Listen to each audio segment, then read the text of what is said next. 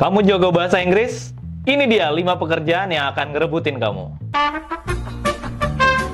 Fenomena generasi muda yang sulit mencari kerja ternyata nggak hanya terjadi di Indonesia, namun juga di negara-negara lain di seluruh dunia. Apa sih yang sebenarnya terjadi sehingga anak-anak muda ini kesulitan mencari kerja? Gen Z yang lahir pada tahun 1997 hingga 2012 semakin sulit mendapat kerja di sektor formal dibandingkan generasi sebelumnya. Kemunculan lapangan kerja formal selama 15 tahun terakhir juga semakin menurun. Lantas apakah kita hanya pasrah menunggu solusi dari pemerintah? Berapa banyak dari kalian yang masih belum dapat kerjaan sampai sekarang? Merasa nggak sih kalau sebenarnya ngelamar kerja itu adalah permasalahan yang ya cukup kompleks lah. Ditambah lagi kualifikasi pekerjaan yang semakin menuntut kita menjadi seorang manusia setengah dewa, yang bikin kalian mungkin berpikir berulang kali dan mungkin juga makin bikin kalian cemas.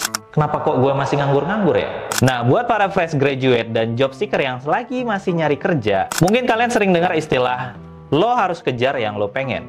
Itu nggak 100% salah kok, tapi kalian juga harus melihat realitanya sekarang.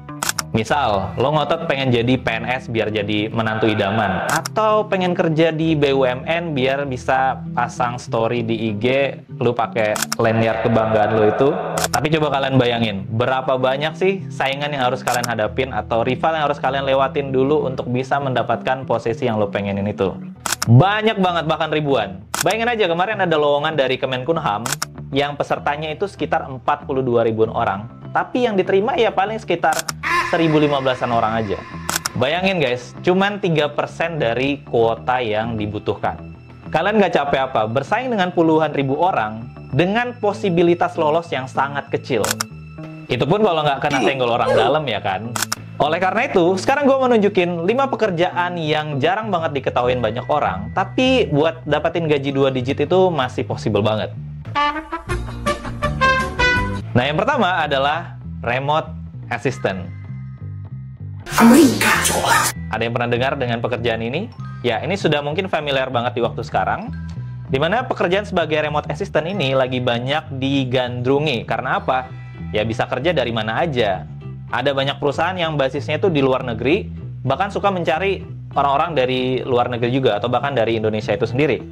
Ya tujuannya sih dengan meminimalkan budget ya. Kemarin aja di Australia itu banyak banget pekerjaan-pekerjaan seperti contohnya kasir online yang meng-hire tenaga kerja dari Asia. Supaya apa? Supaya meminimalkan budget penggajian karyawan yang cukup dibilang mahal untuk pegawai di sana. Dan biasanya kalau di luar negeri itu guys, gajinya tuh per jam. Contoh pekerjaannya apa? Itu tadi contohnya bisa kasir online, atau mungkin entry data, atau admin sosial media. Ya ada beberapa lainnya sih yang bisa kalian cari aja di link-link atau mungkin website-website job seeker yang relate dengan pekerjaan itu. Yang kedua adalah IT developer. Pekerjaan ini cukup bergengsi di kalangan muda-mudi seperti kita ya, karena bisa kerja dari rumah, coffee shop, bahkan sambil liburan sekalipun ya. Kapan lagi coba bisa sambil kerja dan liburan di tempat yang kalian pengenin? Mungkin lagi di Bali atau mungkin di Raja Ampat mungkin ya.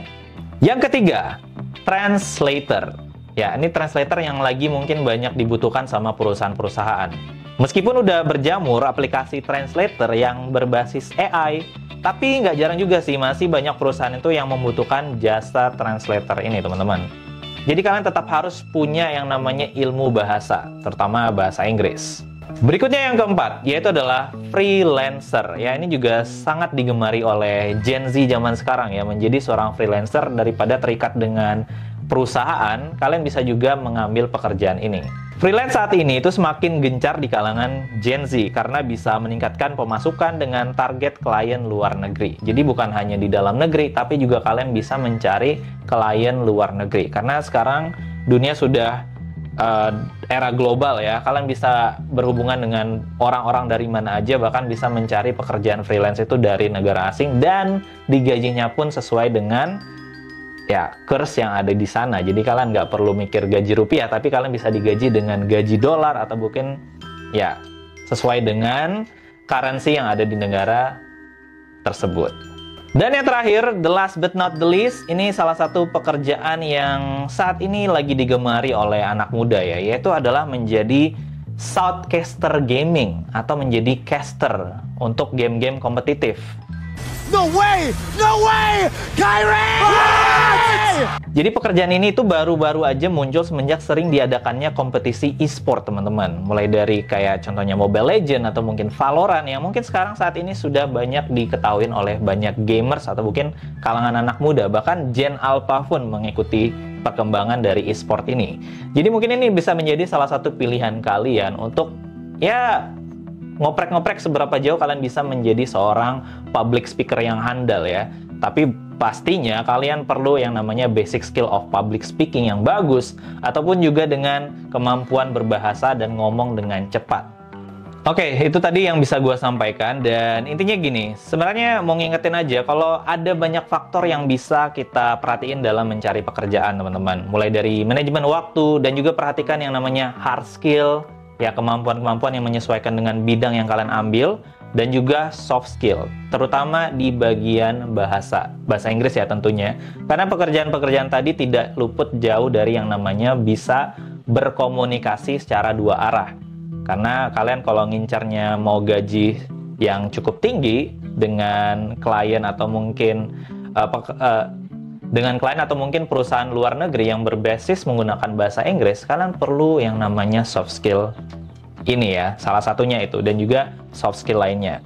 Ya, intinya sampai dimana nanti kalian bisa enjoy dengan pekerjaan itu dan tidak yang namanya mengikuti arus seperti kebanyakan orang, tapi kalian punya arus sendiri dalam mencari atau ya ini ya, menggali karir yang bisa berpotensi untuk masa depan kalian. Kalau kalian tertarik dengan konten seperti ini, jangan lupa like, comment, and subscribe. Terus kalau kalian mau request tentang apalagi pekerjaan yang tidak banyak orang tahu, itu boleh juga request di kolom komentar. So, thank you so much for watching this video, and see you. Bye-bye.